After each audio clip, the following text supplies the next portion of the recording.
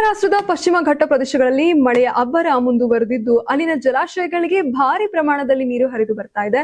ಇನ್ನು ಜಲಾಶಯಗಳ ಸುರಕ್ಷತೆಗಾಗಿ ಅಪಾರ ಪ್ರಮಾಣದ ನೀರನ್ನ ನದಿಗೆ ಹರಿಸಲಾಗ್ತಾ ಇದ್ದು ಇದರ ಪರಿಣಾಮ ಕರ್ನಾಟಕದ ಕೃಷ್ಣಾ ನದಿ ಹಾಗೂ ಅದರ ಉಪನದಿಗಳಿಗೆ ನೀರಿನ ಮಟ್ಟ ಏರಿಕೆಯಾಗ್ತಾ ಇದೆ. ಮಹಾರಾಷ್ಟ್ರದ ಸತಾರಾ ಜಿಲ್ಲೆಯ ಕೊಯ್ನಾ ಜಲಾಶಯಕ್ಕೆ ಭಾರಿ ಒಳ ಹರಿವು ದಾಖಲಾಗಿದ್ದು ಸದ್ಯ ಸುಮಾರು 49,000 ಕ್ಯೂಸೆಕ್ ನೀರು ಹರಿದು ಬಂದಿದೆ. ಮುನ್ನೆಚ್ಚರಿಕಾ ಕ್ರಮವಾಗಿ ಜಲಾಶಯದಿಂದ ಕೃಷ್ಣಾ ನದಿವರೆಗೆ ಸುಮಾರು 34,000 ಕ್ಯೂಸೆಕ್ ನೀರು ಬಿಡುಗಡೆ ಮಾಡಲಾಗಿದ್ದು 105 ಟಿಎಂಸಿ ನೀರು ಸಂಗ್ರಹ ಸಾಮರ್ಥ್ಯ ಹೊಂದಿರುವ ಕೊಯ್ನಾ ಜಲಾಶಯದಲ್ಲಿ ಈಗಾಗಲೇ ಸುಮಾರು 49,000 ಟಿಎಂಸಿ ನೀರು ಸಂಗ್ರಹವಾಗಿದೆ. ಹೀಗಾಗಿ ಜಲಾಶಯದ ನೀರಿನ ಮಟ್ಟ ಮತ್ತಷ್ಟು ಏರಿಕೆಯಾಗದಂತೆ ನೀರನ್ನ ಹೊರಬಿಡಲಾಗ್ತಾ ಇದೆ.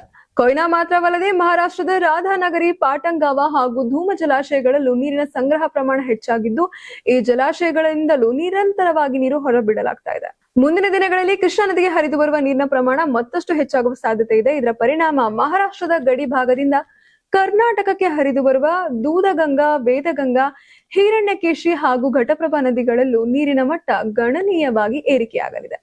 ನದಿಗಳ ನೀರಿನ ಮಟ್ಟ ಏರಿಕೆಯಾಗುತ್ತಿರುವ ಹಿನ್ನೆಲೆಯಲ್ಲಿ ತಗ್ಗು ಪ್ರದೇಶಗಳಿಗೆ ನೀರು ನುಗ್ಗುವ ಆತಂಕ ಎದುರಾಗಿದೆ. ಇನ್ನ ನದಿ ಪಾತ್ರದ ಜನರು ಎಚ್ಚರಿಕೆಯಿಂದ ಇರುವಂತೆ ಹಾಗೂ ಪರಿಸ್ಥಿತಿ ಗಂಭೀರವಾದಲ್ಲಿ ಸುರಕ್ಷಿತ ಸ್ಥಳಗಳಿಗೆ ತೆರಳುವಂತೆ ಸೂಚಿಸಲಾಗಿದೆ.